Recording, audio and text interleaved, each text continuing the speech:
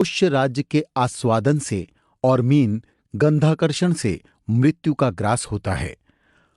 उस सब में एक एक इंद्रिय का ही आकर्षण मौत के मुंह में डाल दिया करता है। तो जो मानव अपनी सभी इंद्रियों के अर्थात पांचों के अधीन होता है, वह क्यों नहीं मरण योग्य होगा। जैसे जैसे मनुष्य कल्याण से अपनी वृद्धि किया करता है, वैसे वैसे ही वह सब जगह लोक का परम प्रिय होकर संबंध किया करता है। इस जगती तल में मनुष्य लोभ, प्रमाद और विश्वास, इन तीनों में नाश को प्राप्त होता है। इसलिए लोभ नहीं करना चाहिए, प्रमाद यानी लापरवाही नहीं करनी, और हर एक का विश्वास भी नहीं करना चाहिए। भय से तभी तक डरना चाहिए जब तक वह भय अपने से दूर रहता है और आता नहीं है। जब भय निकट आ ही जाता है और तीव्र रूप धारण कर लेता है, तो फिर एकदम निडर होकर उसके समक्ष स्थित होकर उसकी प्रतिक्रिया करनी चाहिए। ऋण का बाकी रह जाना, रोग का कुछ अंश बच जाना और अग्नि का कुछ भी थोड़ा सा भाग रह जाना फिर बार बार बढ़कर उग्र रूप धारण कर लिया करता है। इसलिए इन तीन चीजों को बिल्कुल समाप्त ही करके रहना चाहिए। जो जैसा भी व्यवहार बुरा भला करता है, उसका जवाब भी वैसे ही व्यवहार से देना चाहिए। यदि कोई हिंसापूर्ण व्यवहार करे तो उसके साथ प्रतिहिंसा ही करें। जो समक्ष में तो परम प्रिय भाषण करने वाला हो और पीछे कार्य को नष्ट कर देने वाला रहा करता हो, ऐसे माया से परिपूर्ण शत्रु की भांति मित्र का त्याग ही कर दें। दुर्जन पुरुष के संग से सज्जन पुरुष भी विनष्ट हो जाया करते हैं। जिस तरह स्वच्छ जल को भी कीचड़ से मैला कर दिया जाता है, उसी तरह साधु प्रवृत्ति भी दुष्ट प्रवृत्ति से मिलकर बुरी हो जाती है। जिसका धन द्विजों के लिए होता है, वह भी भली भांति भोग करने का सुख प्राप्त करता है। जो द्विजों के उपभोग से शेष रहता है, वही भोग की वस्तु हुआ करती है। बुद्धिमान वही पुरुष है जो कभी पाप कर्म नहीं करता है। प्रशंसा वास्तव में वही है जो पीठ पीछे की जाए, और धर्म वही है जो बिना किसी दंभ, कपट या दिखावे के किया जाए। जिसमें वृद्ध अर्थात अनुभवशील पुरुष न हो, उसे सभा या समिति नहीं कहा जा सकता है। वृद्ध भी उन्हें नहीं कहना चाहिए जो न्याय संगत धर्म की बातें नहीं कहते हैं। धर्म भी वही होता है जिसमें सत्यता विद्यमान है, और सत्य वही है जो छल कपट से अनुविद्ध न हो। मनुष्यों में ब्राह्मण सर्वश्रेष्ठ माना जाता है। तेजों में सर्वाधिक सूर्यदेव हैं। शरीर के संपूर्ण अंगों में सिर सर्वोत्तम अंग होता है, और व्रतों में सत्य का व्रत ही सबसे उत्तम व्रत है। मंगल कार्य वही है जिनमें मानव का मन प्रसन्नता का अनुभव किया करता है। जीवन वही सार्थक एवं सफल होता है जिसमें दूसरों की सेवा का कार्य किया जाए। कमाई वही है जिसका उपभोग अपने मनुष्यों के द्वारा किया जाए, और गर्जना करना वही सफल है जो संग्राम में शत्रुओं के समक्ष की जाती है। स्त्री वह ही सुख प्रदान करने वाली है जो कभी मद नहीं किया करती है। सच्चा सुखी वही मनुष्य होता है जिसे तृष्णा नहीं होती है। मित्र वही होता है जिसमें पूर्ण विश्वास किया जा सकता है, और वास्तव में प्रशस्त पुरुष वह ही होता है जिसने अपनी इंद्रियों को जीत रखा है। जिसमें सौहार्द विलुप्त हो जाता है, अर्थात सौहार्द का भाव ही नहीं रहा करता है, वहां स्नेह और आदर भी छूट जाता है। प्रशंसा के योग्य वही है जिसकी स्तुति आत्मा के द्वारा की जाया करती है। इस प्रकार सदाचार और धर्म के अनेक रूप मानव जीवन की शिक्षा के लिए होते हैं। इन्हें अपनाकर मनुष्य अपने जीवन में संतुलन प्राप्त कर सकता है और जीवन सफल कर सकता है। षष्ठम अध्याय। भगवान नारायण से यममार्ग पर विस्तार से वर्णन सुनने के बाद गरुड़ जी ने भगवान से कहा कि हे प्रभु, पाप करने के अनेक चिन्ह होते हैं, और यह मनुष्य पाप करके अनेक योनियों में जाता है। आप मुझे बताइए कि उसमें क्या अवस्था होती है और वह किन किन योनियों में जाता है। गरुड़ से यह प्रश्न सुनकर भगवान नारायण बोले कि अनेक पापी लोग नरक से यातना भोग कर अनेक योनियों में जाते हैं, और जिस पाप से उन्हें जो चिन्ह रहता है वह मैं तुम्हें बताता हूं। क्षय रोग से पीड़ित व्यक्ति ब्राह्मण को मारने वाला होता है, और गऊ को मारने वाला कुबड़ा हो जाता है। कन्या को मारने वाला कोढ़ी होता है, और ये चांडाल की योनि में जन्म लेते हैं। जो व्यक्ति किसी के गर्भ को नष्ट करता है और स्त्री को मारता है, वह मलेच्छ जाति में होता है। गुरु पत्नी के साथ यौन संबंध स्थापित करने वाला व्यक्ति चर्म रोग से पीड़ित होता है। मांस खाने वाला लाल रंग का होता है, और जो ब्राह्मण खाद्य और अखाद्य पदार्थ खाते हैं उनका पेट बहुत बड़ा होता है। जो व्यक्ति दूसरे को खाने नहीं देता और अपने आप खाता है, वह गलगंड रोग से पीड़ित होता है। सफेद कुष्ठ का रोगी वह होता है जो अशुद्ध अन्न से श्राद्ध करता है। मिर्गी के रोग से पीड़ित व्यक्ति गुरु के अपमान के फलस्वरूप यह कष्ट प्राप्त करता है। शास्त्र और वेदों की निंदा करने वाला पीलिया रोग से ग्रस्त हो जाता है।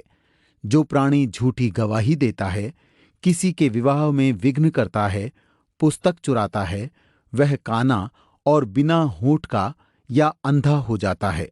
असत्य बोलने वाला व्यक्ति हकलाने वाला होता है, और झूठ बोलने वाला बहरा। जो व्यक्ति रत्न चुराता है वह नीच कुल में उत्पन्न होता है, और जो किसी को विष देता है या किसी के घर में आग लगाता है, या जो रत्न चुराता है, सोने की चोरी करता है, वह उन्मत्त रोगी और नीच कुल में पैदा होता है। धातु चुराने वाला निर्धन होता है, और विष को चुराने वाला बिच्छू होता है। शाक और पत्ते चुराने वाला मोर की योनि में जाता है। इस तरह अनेक अपकर्म करने वाला व्यक्ति अनेक योनियों में अनेक चिन्हों के साथ जन्म लेता है। मैं इसके अतिरिक्त अन्य योनियों के विषय में भी बताता हूं।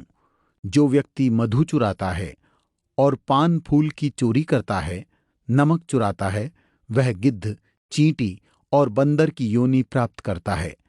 विषपान करके मरने वाला व्यक्ति सर्प की योनि में जन्म लेता है। जूते, तिनके और कपास को चुराने वाला भेड़ होता है। और जो मनुष्य हिंसा करते हुए अपनी जीविका चलाता है या तीर्थ यात्रियों को लूटता है, वह कसाई के घर में बकरा बनकर पैदा होता है। और जो हमेशा उद्दंड रहने वाला होता है, उसे जंगल के हाथी की योनि मिलती है। जो ब्राह्मण बलि देने वाले नीचों का अन्न खाते हैं, उन्हें व्याघ्र की योनि मिलती है। जो ब्राह्मण शूद्रों को यज्ञ कराते हैं, वे गांव के सूअर के रूप में उत्पन्न होते हैं। और जो संध्या तथा गायत्री का जाप नहीं करते और जिनका हृदय पापों से भरा रहता है, जो ऊपर से स्वच्छ और अंदर से गंदे होते हैं, उन्हें बगुले की योनि मिलती है। बहुत से लोगों के पुरोहित बनकर जो लालच करते हैं, वे गधे बनते हैं। और जो बिना निमंत्रण भोजन करते हैं, उन्हें कोए की योनि मिलती है।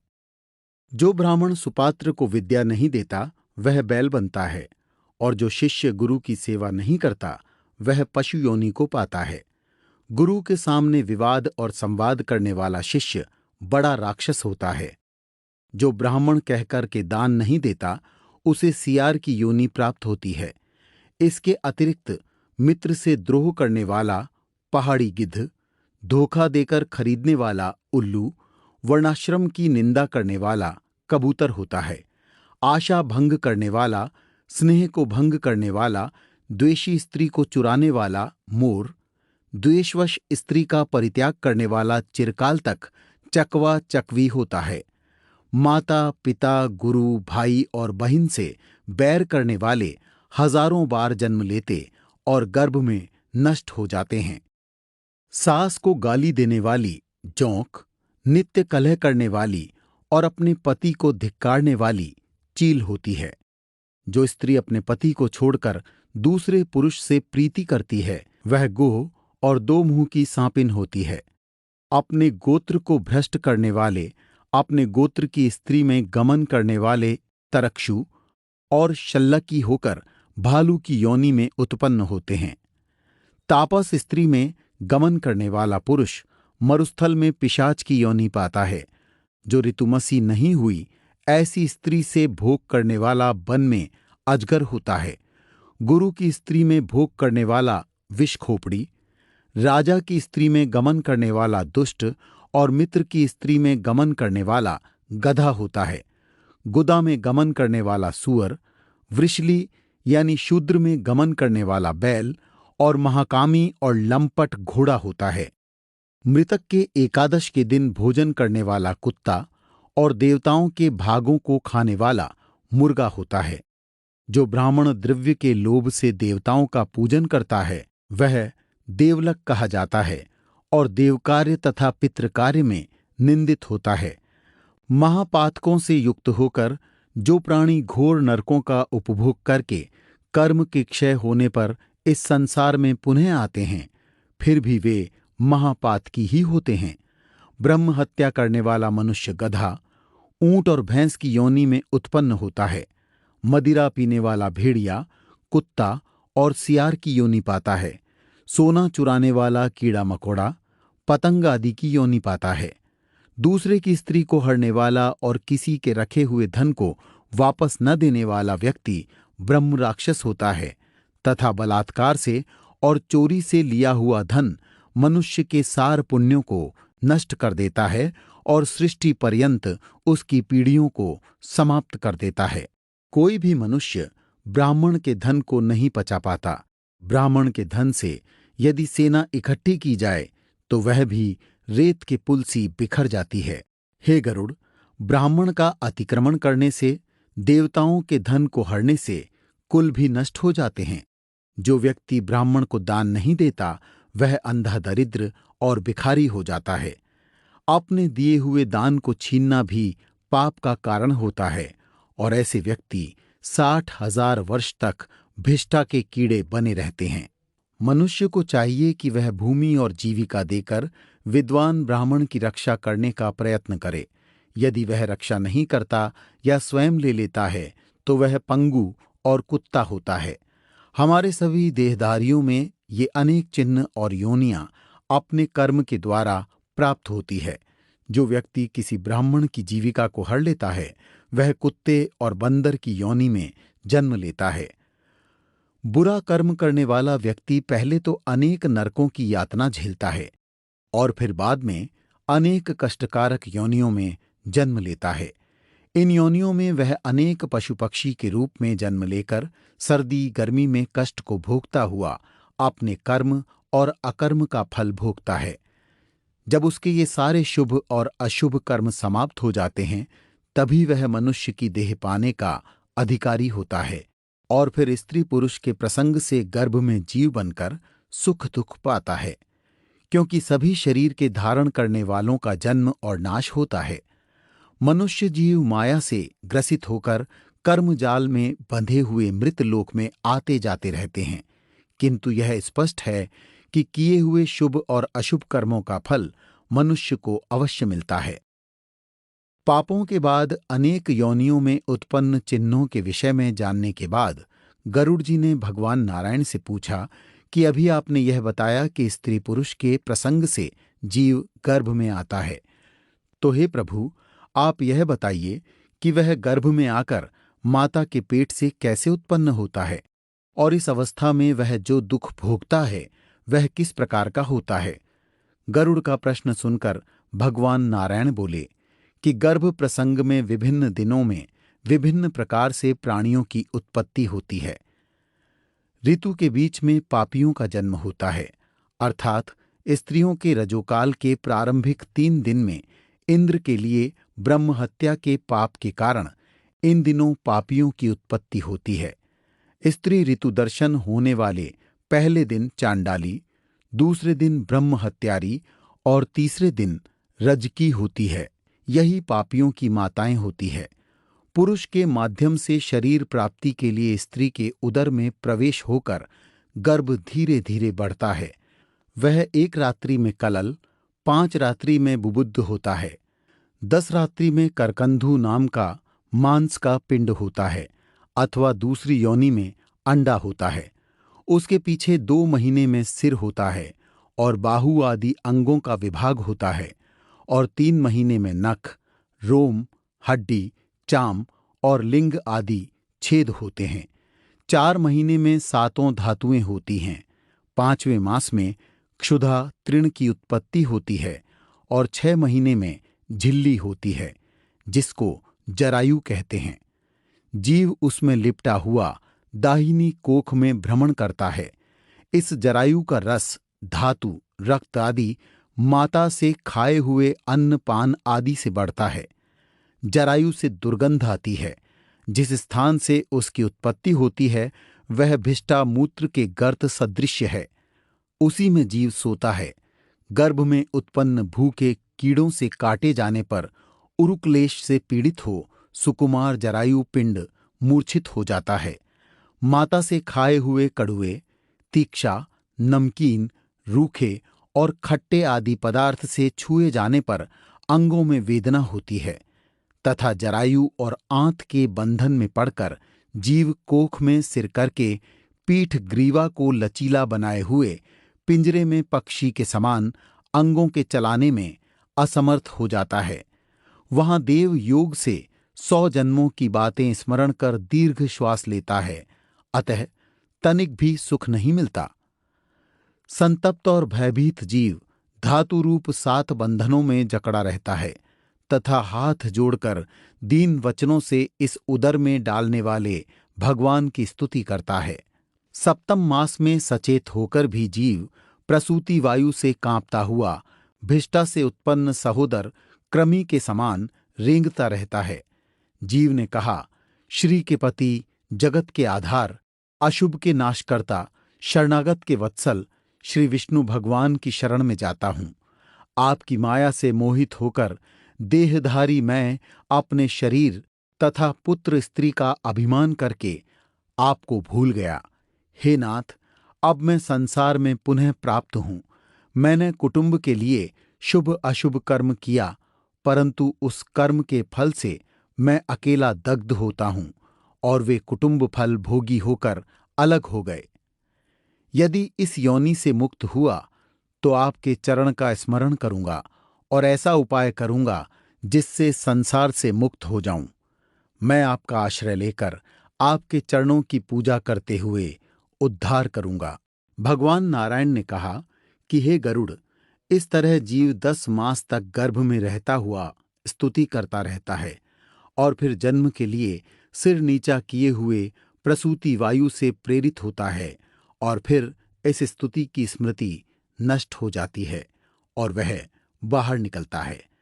स्मृति के नष्ट होने से उसका ज्ञान समाप्त हो जाता है और उल्टी गति होने से वह दुखी होता है। यह स्वाभाविक है कि कष्ट का स्मरण अधिक देर नहीं रहता। भगवान की वैष्णवी माया मनुष्य को मुक्त करती रहती है और वह इसमें लिप्त हो जाता है। जब वह छोटा होता है वह मलमूत्र से अपवित्र होने के बावजूद उठने में असमर्थ होता है। वह बालक ज्ञान रहित होता है और जब उसे खटमल आदि काटते हैं या कोई और कष्ट होता है तो वह केवल रो देता है। इस तरह वह अपने बचपन के काल के दुखों को झेलता है। फिर धीरे धीरे किशोर अवस्था की ओर आता है और किशोर अवस्था के बाद यौवन की ओर अग्रसर होता है। यौवन में पदार्पण करने के बाद वह अनेक अच्छे बुरे कर्मों में लीन हो जाता है। कभी कभी वह नीचों का संग करने लगता है और अच्छे पुरुषों का शत्रु हो जाता है। वह कामुक हो जाता है तथा स्त्री को देखकर उसके कटाक्षों से वशीभूत होकर ऐसे उसकी तरफ दौड़ता है जैसे पतंगा अग्नि की शिखा की तरफ दौड़ता है। इस तरह वह अपकर्मों के मोह में फंस जाता है। यह पुरुष 5 इंद्रियों के 5 विषयों का सेवन करता है। वह एक तरह से परवश होता है तथा अपने को बचाने में पराधीन होकर बहुत कष्ट पाता है। कभी कभी तो उसका पालन पोषण पराये प्राणी से होता है। वह अपनी इच्छा के विरुद्ध भी कर्म करता है। यह आश्चर्यजनक बात है कि मछली, भौरा, पतंगा, हाथी और हरिण मूल रूप से एक विषयों के मोह में पड़कर अपने को नष्ट कर देते हैं, तो भला पुरुष जो अनेक विषयों के मोह में फंस जाता है कैसे नष्ट न हो। यह पुरुष भावना के अनुरूप वस्तु न मिलने पर अज्ञान के कारण लोभ और क्रोध के वश में हो जाता है। जो पुरुष अपने से बलवान से युद्ध करता है वह अपना ही नाश करता है। मूर्ख पुरुष यह नहीं समझता कि इंद्रियों का सुख उससे बलवान है। वह उनमें फंसकर अपने मनुष्य जीवन के वास्तविक रूप को भूल जाता है। इसलिए हे गरुड़, वह पाप करता है और यह भी नहीं समझता कि अनेक योनियों में मनुष्य श्रेष्ठ होता है और उसमें भी ब्राह्मणत्व दुर्लभ और महान होता है। ब्राह्मण रूप को पाकर जो मनुष्य उसकी विधिपूर्वक रक्षा नहीं कर सकता, वह अपने जीवन को व्यर्थ करता है। उसे चाहिए कि आत्मज्ञान से ब्राह्मण की भी रक्षा करे और केवल आवश्यक रूप से इंद्रिय इच्छाओं का पालन करे। इंद्रियों को खुला छोड़ देने से यौवन असमय समाप्त हो जाता है और जीव जल्दी ही बुढ़ापे को प्राप्त होता है। अतः हे गरुड़, अपने भोगे हुए और भोगने योग्य कर्मजाल में फंसा हुआ यह मनुष्य ब्रह्म की माया से मोहित होकर वैराग्य से दूर रहता है। अब इसके विषय में तुम जो सुनना चाहो मुझे वह कहो और मैं तुम्हें बताऊंगा। सूत जी ने ऋषियों से कहा कि जब गरुड़ जी ने भगवान से जीव योनि और कर्म फल का यह स्वरूप सुना तो वह कांपने लगे। फिर उन्होंने भगवान से पूछा कि हे प्रभु, यह मनुष्य जानकर या अनजाने जिन कर्मों में प्रवृत्त होता है और यातनाएं भोगता है, तो क्या उन यातनाओं से मुक्ति का कोई उपाय है? हे प्रभु, यदि कोई उपाय है तो मुझे उसका ज्ञान कराइए। संसार रूपी समुद्र में डूबता हुआ यह मनुष्य दुखी आत्मा के साथ किस प्रकार विषयों से नष्ट आत्मा का उद्धार कर सकता है? आप कृपा करके यह बताइए। गरुड़ जी के प्रश्न को सुनकर भगवान नारायण बोले कि हे गरुड़, मैंने तुम्हें कर्म विधान के अंतर्गत जो कुछ भी बताया है उसमें पुत्र प्राप्ति का महत्व अधिक है, क्योंकि जिनके पुत्र नहीं होता उनकी दुर्गति होती है। पुत्र वाले धर्मात्माओं की दुर्गति नहीं होती। जो पुरुष अपने किसी कर्म के प्रभाव से पुत्र की प्राप्ति में असमर्थ रहता है, उसे चाहिए कि वह पुत्र प्राप्त करने का साधन जुटाए। अनेक प्रकार से भक्ति भावना रखते हुए भक्ति से परिपूर्ण चंडी के विधान से या हरिवंश पुराण की कथा सुनकर शिव की आराधना करते हुए सद्बुद्धि वाला मनुष्य पुत्र को उत्पन्न करे। पुत्र अपने पिता को पुनमामक नरक से बचाता है, इसलिए एक धर्मात्मा पुत्र ही सारे कुल का उद्धार कर देता है। यह बहुत पुरानी पद्धति है कि एक पुत्र ही समस्त लोकों को जीत लेता है। पुत्र का मुख देखकर पिता केवल ऋण से ही मुक्त नहीं हो जाता है, अपितु वह इस क्रम से पोते का मुख देखकर अन्य ऋणों, बल्कि यह सत्य है कि पौत्र का मुख देखकर मनुष्य स्वर्ग की प्राप्ति करता है और यमराज के अनेक बंधनों से मुक्त हो जाता है। मनुष्य को ब्रह्म घोड़ा पुत्र स्वर्गलोक के द्वार तक ले जाता है। यदि वह विवाहित स्त्री से उत्पन्न हुआ हो, बिना विवाह के उत्पन्न पुत्र नरक में पहुंचाता है, क्योंकि सवर्ण पुरुष और सवर्ण स्त्री के योग से जो संतान उत्पन्न होती है वही पितरों को स्वर्ग में पहुंचाती है, क्योंकि मनुष्य पुत्र के द्वारा श्राद्ध करने पर ही स्वर्ग प्राप्त करता है। इस दृष्टिकोण से तुम्हें एक कहानी सुनाता हूं। त्रेता युग में सुंदर महोदयपुर में महाबलवान और धर्म में निष्ठावान बब्रुवाहन नामक राजा हुआ। विधिवत यज्ञ करता, दान देने वाला, लक्ष्मीवान, ब्राह्मणों का भक्त, साधु का प्यारा और चरित्र आचार तथा गुणों से युक्त था और दया तथा दाक्षिण्य से युक्त धर्म से अपने औरस पुत्र के समान प्रजा का पालन करता था और दंड देने योग्य अपराधियों को दंड देता हुआ वह राजा नित्य ही क्षत्रियों के धर्म में तत्पर रहता था। किसी समय महाबलवान वह राजा सेना सहित शिकार के लिए गया और नाना प्रकार के वृक्षों से युक्त घने वन में प्रवेश किया। वह वन नाना प्रकार के मृगों से भरा हुआ था। उसमें नाना प्रकार के पक्षी कलरव कर रहे थे। राजा ने वन में दूर से एक मृग देखा, अतः राजा ने अति तीक्ष्ण और अति पुष्ट बाण से उस मृग को बेधा और वह मृग राजा के बाण को लेकर अदृश्य हो गया। रुधिर से गीले स्थल को देखते हुए उस राजा ने उस हिरण का पीछा किया और उसी प्रसंग से दूसरे वन में प्रवेश किया। भूख प्यास से सूखे कंठ वाले और श्रम के संताप से अर्धमूर्छित राजा ने जलाशय पर पहुंचकर घोड़े समेत ही स्नान किया, कमल आदि की गंध से सुगंधित शीतल जल पिया। बाद में उस बभ्रुवाहन राजा ने जल से बाहर निकलकर विश्राम किया। सामने शीतल छाया वाले बड़ी बड़ी शाखाओं से अति विस्तृत और नाना प्रकार के पक्षियों के समूहों से गुंजित मनोहर वट वृक्ष को देखा। सबसे अधिक ऊंचा होने के कारण वह वट वृक्ष उस जंगल की बड़ी भारी पताका के समान प्रतीत होता था। उसी के मूल के समीप पहुंचकर राजा अर्धनिद्रित हो गया। उस राजा ने क्षुधा तृषा से पीड़ित, व्याकुल इंद्रियों वाले, बिखरे बालों वाले और मैले कुचैले अत्यंत भयानक कुबड़े, लंबे और दुर्बल एक प्रेत को देखा। विकृत और घोर राक्षस को देखकर बभ्रुवाहन बहुत विस्मित हुआ और प्रेत भी उस घोर वन में आए हुए उस राजा को देखकर चकित हुआ। वह प्रेत भी उत्कंठित मन से राजा के समीप आया और हे गरुड़, प्रेतराज उस समय राजा से बोला कि हे राजन, आपके दर्शन रूपी मिलन से मैंने प्रेत भाव छोड़ा और परम गति को प्राप्त हुआ। हे महाबाहो, आपके संयोग से आज अति धन्य हुआ हूं। राजा ने कहा, हे प्रेत, यह कृष्ण वर्ण, बड़ा भयानक मुख और घोर दर्शन, ऐसा बड़ा अमंगल प्रेतत्व तुमने किस कर्म के परिणाम से पाया है? हे तात, तुम मुझसे इस प्रेतत्व का सब कारण कहो। तुम कौन हो? किस दान से तुम्हारा प्रेतत्व दूर होगा? प्रेत ने जवाब दिया कि हे राजश्रेष्ठ, मैं तुमसे आदि से अंत तक सब कहता हूं और मेरे प्रेतत्व का कारण सुनकर तुम मुझ पर दया करने योग्य हो। सब संपत्तियों से पूर्ण वैदिश नाम का एक नगर है, जो अनेक प्रकार के जनपदों तथा रत्नों से परिपूर्ण है, भवनों और प्रासादों की शोभा से संयुक्त है और नाना प्रकार के श्रौत, समात्ते आदि धर्म से युक्त है। हे तात, उस पुर में देवताओं के पूजन करता हुआ मैं निवास करता था। मैं वैश्य जाति का हूं, मेरा नाम सुदेव है, यह आप जाने।